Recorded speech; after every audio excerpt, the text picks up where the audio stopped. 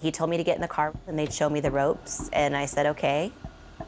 I found myself in the backseat of a car being told exactly how to ask people to have sex with me and exactly how much money I had to charge them. My entire world flipped upside down on top of me. Rebecca was 17 when she got swept up in the world of sex trafficking. A few years prior, she had moved away from her strict Christian home in Texas, where even God's love had to be earned. I grew up in this environment of having to perform. I had to have this perfect identity and always do what was expected of me. Which is why she kept secret the pain of life's traumas. Her brother's suicide, being molested at age 10, and raped at age 14 by someone she trusted. It didn't matter that I was doing what was expected of me. There was still terrible things happening to me. Felt like my only value to people was my body and what they could take from me, and just these repeated instances of men abusing their power and control over me. By 17, she had moved out, dropped out of school, and was moving towards drug addiction, now living with her dealers.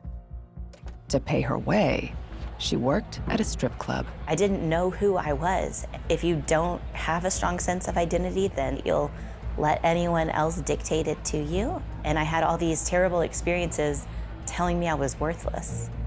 Rebecca needed hope, and for her, it came in the form of a cheap suit and a nice smile.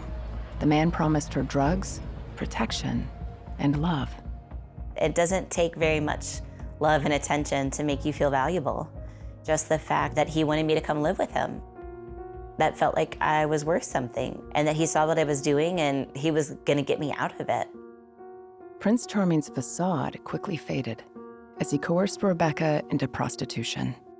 Fear and shame kept her trapped and silent. No idea what to do. Questions get you killed.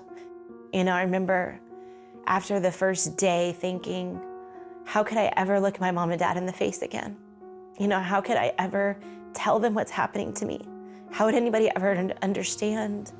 Rebecca would spend the next 10 years moving from state to state, a victim of sex trafficking. Her only taste of freedom came from her stints in prison.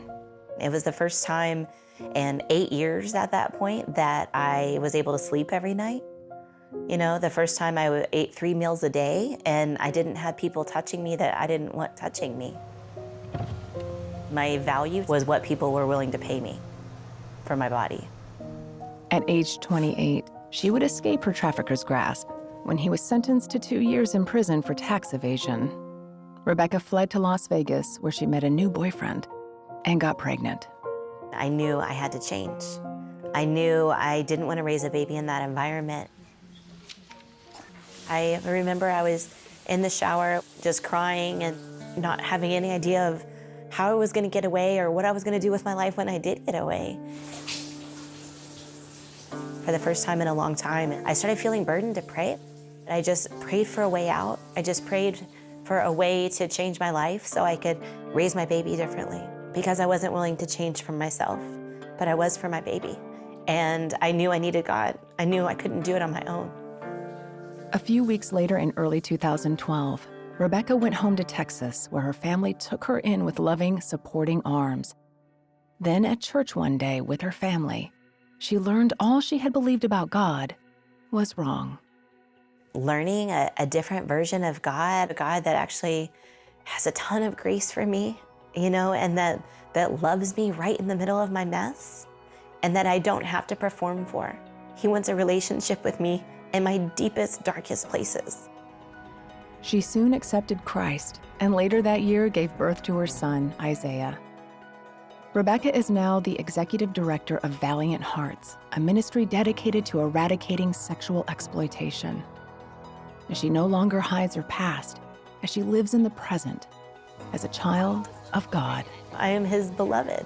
I have value simply because I exist. No matter how many times I mess up or fail or fall down, he's always there waiting patiently for me to look up to him and realize, like, hey, God, I need you.